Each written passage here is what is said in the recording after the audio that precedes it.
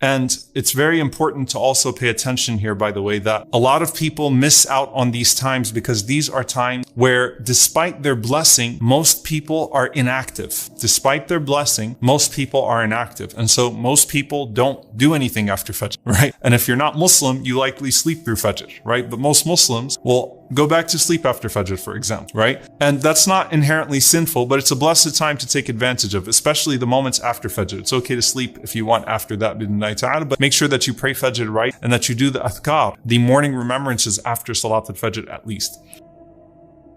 And let's talk for a moment about the virtues of these 10 days before we get into the specific practices that we learn from the Prophet ﷺ and from the Salaf and from the pious predecessors about how to make the most of these 10 days. The most famous reference to these days is in Surah Al-Fajr, where Allah subhanahu wa ta'ala says, وَالْفَجْرِ وَلَيَالٍ عَشْرٍ. Allah subhanahu wa ta'ala swears by Al-Fajr, He swears by the dawn, and then He swears by these 10 nights. And then Allah subhanahu wa ta'ala goes on to say, وَالْفَجْرِ وَلَيَالٍ عَشْرٍ وَالشَّفْعِ وَالْوَتْرِ وَاللَّيْلِ إِذَا يَسْرٍ. Allah subhanahu wa ta'ala swears by particularly the day of sacrifice, the 10th of Dhul Hijjah, as well as Al-Watr, which is the odd day, which is Arafah. And Allah subhanahu wa ta'ala swears by the last part of the night. According to some of the scholars, these 10 refer to the last 10 nights of Ramadan, and that is a weak opinion, or a minor opinion, I should say. Another group of scholars, they say that these 10 refer to the 10 of Dhul Hijjah, but the days of Dhul Hijjah, the best 10 days of the year are the 10 days of Dhul Hijjah. The best 10 nights of the year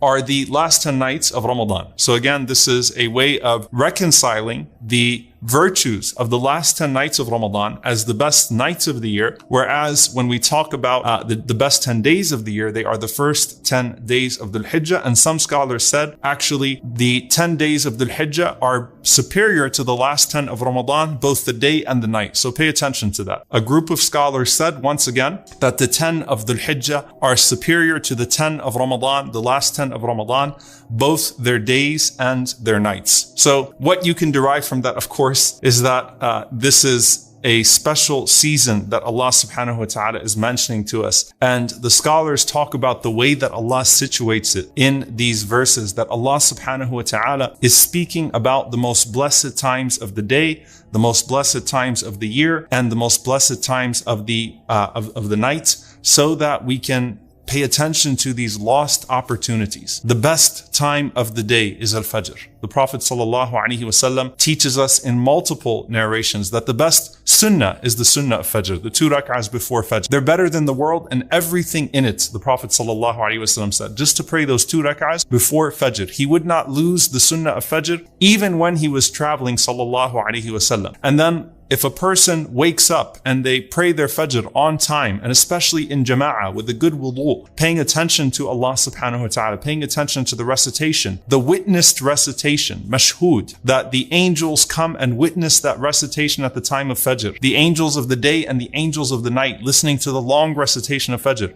If a person starts off their day with that ibadah, with that act of worship, then the rest of the day is going to be blessed. Okay, so if you start off right, the rest of it is going to be right bi'idhnillahi ta'ala. And then the Prophet ﷺ taught us, Burika li ummati fi bukuriha. Allah has blessed my ummah in its early hours. That if a person worships Allah subhanahu wa ta'ala in the early hours, and if a person gets to work in the early hours, they will find barakah, they will find blessing in everything that they do early on. So as an ummah of Muhammad sallallahu alaihi wasallam, we are morning people.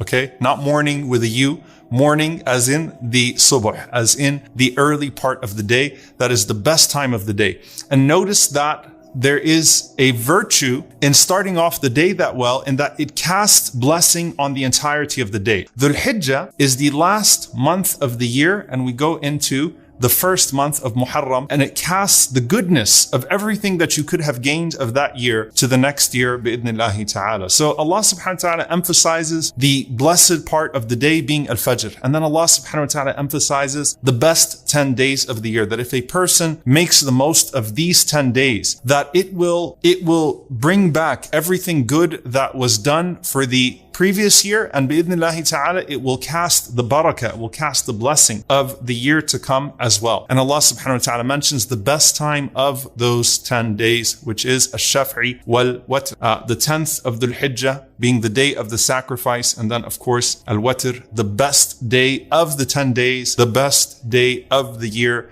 which is the day of Arafah. Allah subhanahu wa ta'ala swears by it. وَاللَّيْلِ إِذَا يَسْرِ. And then Allah subhanahu wa ta'ala swears by the night as it is departing. If a person misses the entire night in prayer, if they're not able to wake up except for a few moments, if they are not able to remember Allah subhanahu wa ta'ala except for a few moments, let it be in those precious minutes before Fajr. وَاللَّيْلِ إِذَا يَسْرِ. That is the time where those who prayed all night, or those who prayed for a significant portion of the night, seek forgiveness from Allah subhanahu wa ta'ala for any shortcomings that they had in their prayer. And that is the time of the night where those who wake up seek forgiveness from Allah subhanahu wa ta'ala for not praying for a longer portion, but that is the most blessed time of the night. And so Allah subhanahu wa ta'ala swears by these times. And it's very important to also pay attention here, by the way, that a lot of people miss out on these times because these are times where, despite their blessing, most people are inactive. Despite their blessing, most people are inactive. And so most people don't do anything after Fajr, right?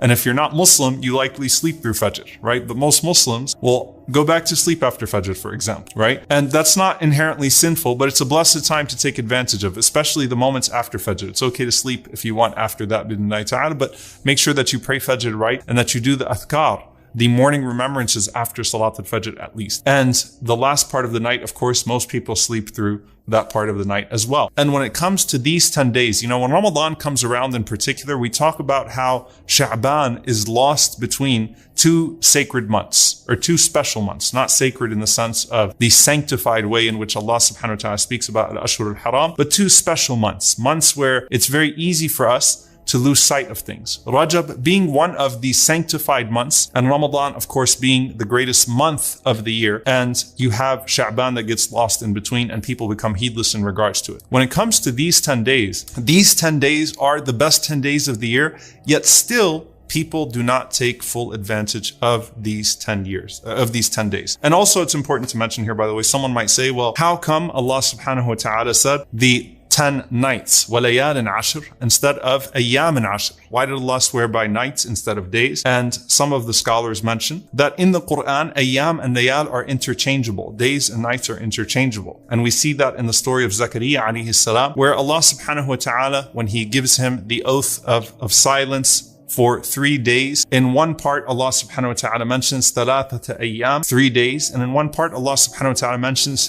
3 nights to show that they are interchangeable. And some of the scholars, they say that layal refers to, a time of sincerity, right? A time of sincerity. SubhanAllah, this is of course just some of the wisdoms and the reflections that you'll find from some of the mufassirin, that generally speaking, the night refers to secrecy and a time where a person is with their Lord, where they have an opportunity to shine and to connect to their Lord under the cover of the night.